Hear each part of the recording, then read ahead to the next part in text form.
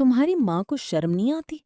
اس عمر میں فاحشاؤں کی طرح سلیو لیس لباس پہن کر مردوں کے ساتھ ٹھٹھے لگاتی پھر رہی تھی، اور اسی طرح تمہاری بہنیں اور تمہارے خاندان کی ساری عورتیں پتہ نہیں آج یہ کیا پہن کر شادی میں شرکت کرنے پہنچی ہوئی تھیں۔ عائشہ کا اندر کا سانس اندر اور باہر کا باہر رہ گیا تھا۔ جو اس نے اپنے کانوں سے سنا تھا اسے اس پر یقین نہیں آیا تھا۔ احسن کا یہ لہج و لہجہ اتنا نیا اور اجنبی تھا کہ اسے یقین آ ہی نہیں سکتا تھا۔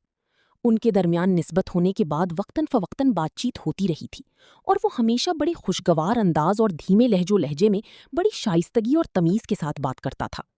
اتنا اکھڑ لہجہ اس نے پہلی بار سنا تھا، اور جو لفظ وہ اس کی ماں اور خاندان کی عورتوں کے لیے استعمال کر رہا تھا وہ عائشہ عابدین کے لیے ناقابل یقین تھے۔ تمہاری ماں کو کیا آخرت کا خوف نہیں ہے؟ مسلمان گھرانے کی عورت ایسی ہوتی ہے؟ اور پھر یہ ہے وہ۔ عائشہ آنکھیں پھاڑے اس کا چہرہ دیکھ رہی تھی۔ وہ اسے یہ سب کیوں سنا رہا تھا اس کی سمجھ میں نہیں آ رہا تھا۔ وہ ایک دن کی دلہن تھی، اور یہ وہ الفاظ نہیں تھے جو وہ سننے کے لیے اپنی زندگی کی ایک اہم دن کی انتظار میں تھی۔ وہ آدھے گھنٹے تک ایسی عورتوں کو لعنت و ملامت کرتا رہا تھا، اور اسے یہ بھی بتا رہا تھا کہ اس کی فیملی کو یہ اندازہ نہیں تھا کہ اس کی ماں اور بہنیں اتنی آزاد خیال ہوں گی اور امریکہ میں ان کا یہ لائف سٹائل ہوگا۔ انہوں نے تو اس کی نانا نانی اور خود اسے دیکھ کر یہ رشتہ طے کیا تھا۔ وہ احسن ساتھ سے یہ کہنے کی جرت نہیں کر سکی کہ وہ اسے رشتے کی طے ہونے سے پہلے امریکہ میں 2-3 بار اس کی ماں بہنوں سے مل چکا تھا، اور نسبت طے ہوتے ہوئے بھی اس کی فیملی اس کی ماں اور بہنوں سے مل چکی تھی۔ وہ آزاد خیال تھیں تو یہ ان سے چھپا ہوا نہیں تھا جس کا انکشاف اس رات ہونے پر وہ یوں صدمہ زدہ ہو گئی تھی۔ احسن سعد کے پاس مذہب ایسی تلوار تھی جس کے سامنے عائشہ عابدین بولنے کی ہمت نہیں کر سکتی تھی۔ اس نے دل ہی دل میں یہ مان لیا تھا کہ غلطی اس کی ماں اور بہنوں ہی کی تھی۔ وہ اسلامی لحاظ سے مناسب لباس میں نہیں تھی۔ احسن اور اس کی فیملی اگر خفا تھی تو شاید یہ جائز ہی تھا۔ اس رات احسن سعد نے اس ابتدائیے کے بعد ایک لمبی تقریر میں اسے بیوی اور ایک عورت کی حیثیت سے اس کا درجہ اور مقام بتا اور سمجھا دیا تھا جو ثانوی تھا۔ وہ ساری آیات اور احادیث کے حوالے آج کی رات کے لیے ہی جیسے اکٹھا کرتا رہا تھا۔ وہ بے حد خاموشی سے سب کچھ سنتی گئی۔ وہ وقتی غصہ نہیں تھا، وہ ارادتاً تھا۔ وہ اسے نفسیاتی طور پر ہلا دینا چاہتا تھا، اور وہ اس میں کامیاب رہا تھا۔ اس پراعتماد لڑکی کی شخصیت پر یہ پہلی ضرب تھی جو اس نے لگائی تھی۔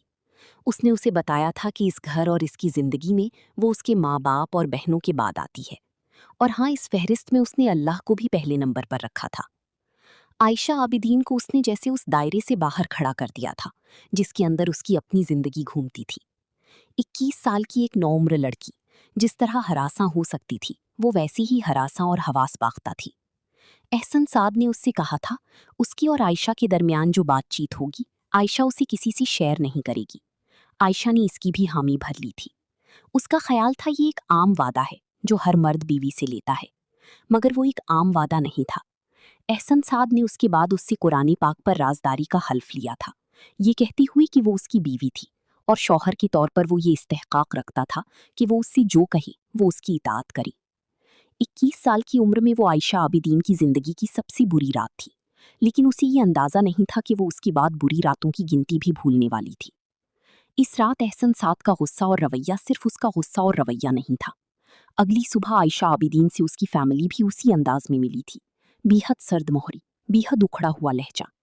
اس کا احساسی جرم اور بڑھا تھا، اور اس نے دعا کی تھی کہ اس رات ولیمہ کی تقریب میں اس کی ماں اور بہنیں ایسا کوئی لباس نہ پہنیں جس پر سے ایک اور طوفان کا سامنا کرنا پڑے۔ لیکن شادی کے چند دنوں کے اندر اسے اندازہ ہو گیا تھا کہ اس کی فیملی کی خفگی کی وجہ اس کی اپنی فیملی کا آزاد خیال ہونا نہیں تھا۔ ان کی خفگی کی وجہ ان توقعات کا پورا نہ ہونا تھا جو وہ عائشہ کی فیملی سے لگائے بیٹھے تھے۔ شادی سادگی سے کرنے اور جہیز یا کچھ بھی نہ لانے کا مطلب کچھ بھی نہ لانا نہیں تھا۔ ان کو توقع تھی کہ ان کی اکلوتے اور اتنے قابل بیٹے کو عائشہ کی فیملی کوئی بڑی گاڑی ضرور دے گی، عائشہ کے نام کوئی گھر، کوئی پلاٹ، کوئی بینک بیلنس ضرور کیا جائے گا، جیسے ان کے خاندان کی دوسری بہوؤں کے نام تھا۔ شادی سادگی سے ہونے کا مطلب ان کے نزدیک صرف شادی کی تقریبات کا سادہ ہونا تھا۔ شادی کے تیسرے دن یہ گلے شکوے عائشہ سے کر لیے گئے تھے، اور اس کوشش کے ساتھ کہ وہ انہیں اپنی فیملی تک پہنچا دی جو عائشہ نے پہنچا دیے تھے۔ اب شاکڈ ہونے کی باری اس کی فیملی کی تھی۔ شادی کے 3 دن بعد پہلی بار نورین نے اپنی بیٹی کو یہ آپشن دیا تھا کہ وہ ابھی اس رشتے کے بارے میں اچھی طرح سوچ لے۔ جو لوگ تیسرے ہی دن ایسے مطالبے کر سکتے ہیں وہ آگے چل کر اسے اور بھی پریشان کر سکتے تھے۔ عائشہ ہمت نہیں کر سکتی تھی۔ اپنی دوستوں اور کزنز کے ٹیکسٹ میسیجز اور کالز اور چھیڑ چھاڑ کے دوران وہ یہ ہمت نہیں کر سکتی تھی کہ وہ ماں سے کہہ دیتی کہ اسے طلاق چاہیے۔ اس نے وہی راستہ چنا تھا جو اس معاشرے میں سب چنتی تھی، سمجھوتے کا اور اچھی وقت کی انتظار کا۔ اس کا خیال تھا یہ سب کچھ وقتی تھا، یہ چند مطالبے پورے ہونے کے بعد سب کچھ بدل جانے والا تھا، اور پھر ایک بار وہ احسن کے ساتھ امریکہ چلی جاتی تو پھر وہ اور احسن اپنی طریقے سے زندگی گزارتی۔ احسن کی فیملی کی ساری شکایتیں دور کر دی گئی تھیں۔ اسی شادی کی ایک ہفتہ بعد ایک بڑی گاڑی دی گئی تھی۔ عائشہ کے نام نورین نے ایک پلاٹ ٹرانسفر کر دیا تھا، اور عائشہ کی نانا نے اس کو کچھ رقم تحفے میں دی تھی جو اس نے احسن کے مطالبے پر اس کی اکاؤنٹ میں ٹرانسفر کر دی تھی۔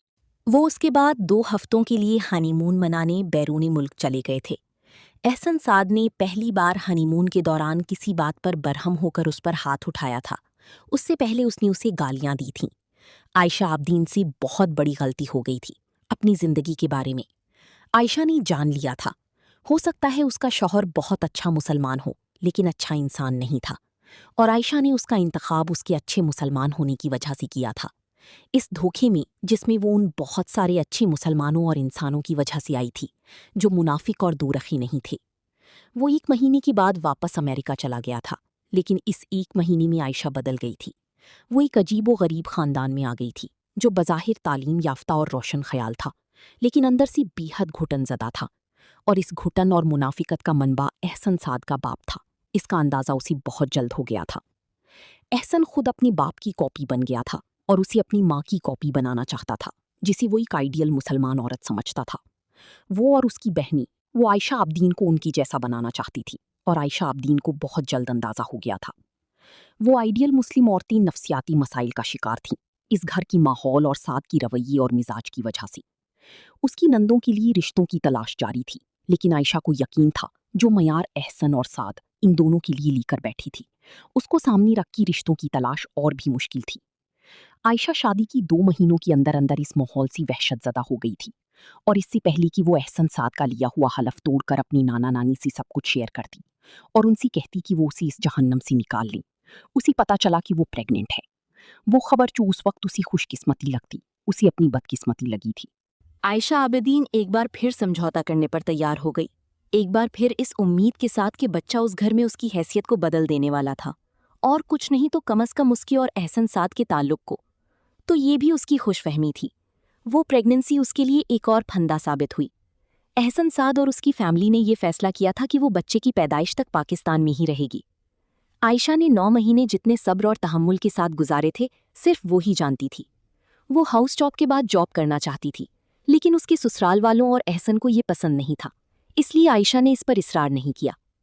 اس کے سسرال والوں کو عائشہ کا بار بار اپنی نانا نانی کے گھر جانا اور ان کا اپنے گھر آنا بھی پسند نہیں تھا، تو عائشہ نے یہ بات بھی ہنسی خوشی چرا کے مان لی تھی۔ وہ اب کسی سوشل میڈیا پر نہیں تھی کیونکہ احسن کو خود ہر فورم پر موجود ہونے کے باوجود یہ پسند نہیں تھا کہ وہ وہاں ہو اور اس کے کانٹیکٹس میں کوئی مرد ہو، چاہے وہ اس کا کوئی رشتہ دار یا کلاس فیلو ہی کیوں نہ ہو، اور عائشہ نے اپنی بہنوں کے اعتراضات کے باوجود اپنی آئی ڈی ختم کر دی تھی۔ اس کے پاس ویسے بھی کوئی ایسی چیز نہیں تھی جس کے اظہار کے لیے اسے فیس بک سے کسی اکاؤنٹ کی ضرورت پڑتی۔ احسن سعد کی ماں کو یہ پسند نہیں تھا کہ وہ اپنے کمرے میں اکیلی بیٹھے، صبح دیر تک سوتی رہے۔ عائشہ صبح سویرے فجر کی نماز پڑھنے کے بعد ہر حالت میں لاؤنج میں آ جاتی تھی۔ گھر میں ملازم تھی، لیکن ساس سسر کی خدمت اس کی ذمہ داری تھی، اور اس پر اسے اعتراض بھی نہیں تھا۔ کھانا بنانا اس کی ذمہ داری جو اس سے پہلے خواتین میں تقسیم تھی، اب عائشہ کی ذمہ داری تھی، اور یہ بھی ایسی بات نہیں تھی جس سے اسے تکلیف پہنچتی۔ وہ بہت تیز کام کرنے کی عادی تھی، اور نانا نانی کے گھر میں بھی وہ بڑے شوق سے ان کے لیے کبھی کبھار کھانا بنایا کرتی تھی۔ وہ ذمہ داریوں سے نہیں گھبراتی تھی، تذلیل سے گھبراتی تھی۔ اس گھر کے افراد ستائش اور حوصلہ افزائی جیسے لفظوں سے ناآشنا تھے۔ وہ تنقید کر سکتے تھے، تعریف نہیں۔ وہ اس گھر میں یہ سوال کرتی تو اپنے آپ کو ہی وہ احمق لگتی کہ اس نے کھانا کیسا بنایا تھا۔ شروع میں بڑے شوق سے کیے جانے والے ان سوالات کا جواب اسے بے حد تضحیک آمیز جملوں اور تمسخر سے ملا تھا۔ کبھی کبھی اسے لگتا تھا کہ وہ بھی نفسیاتی ہونا شروع ہو گئی ہے۔ احسن سعد اس کے لیے ایک ضابطہ طے کر گیا تھا، وہ غلطی کرے گی تو کاغذ پر لکھ کر اپنی غلطی کا اعتراف کرے گی، اللہ سے حکم عدولی کی معافی مانگے گی، پھر اس شخص سے جس کی اس نے نافرمانی کی ہوگی۔ ہفتے میں ایک بار عائشہ ایسا ایک معافی نامہ گھر کے کسی نہ کسی فرد کے نام لکھ رہی ہوتی تھی، اور پھر آہستہ آہستہ اسے اندازہ ہوا وہ معافی نامہ بھی سعد کی ایجاد تھی۔ احسن سعد اپنا سارا بچپن اپنی غلطیوں کے لیے اپنے باپ کو ایسی ہی معافی نامے لکھ کے دیتا رہا تھا، اور اب اپنی بیوی کے گلے میں اس نے وہی رسی ڈال دی تھی۔ عائشہ پہلے حجاب کرتی تھی، اب وہ نقاب اور دستانے بھی پہننا شروع ہو گئی تھی۔ اس نے بال کٹوانا چھوڑ دیا تھا، میک اپ، فیشل، چہرے کے بالوں کی صفائی، سب کچھ چھوڑ دیا تھا، کیونکہ اس گھر کی عورتیں ان میں سے کوئی کام نہیں کرتی تھیں۔ وہ آئیڈیل عورتیں تھیں اور عائشہ عابدین کو اپنے آپ کو ان کے مطابق ڈھالنا تھا۔ اپنے باہر کو دوسروں کے بنائے ہوئے سانچوں میں ڈھالتے ڈھالتے عائشہ عابدین کے اندر کے سارے سانچے ٹوٹنا شروع ہو گئے تھے۔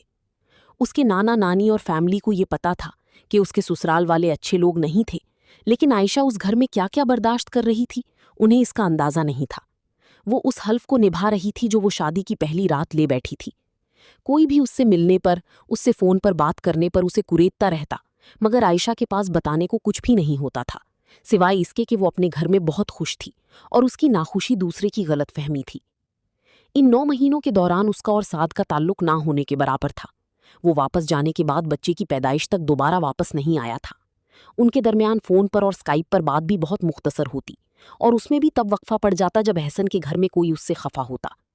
امریکہ میں ہونے کے باوجود گھر میں ہونے والے ہر معاملے سے اسے آگاہ رکھا جاتا تھا، خاص طور پر عائشہ کے حوالے سے۔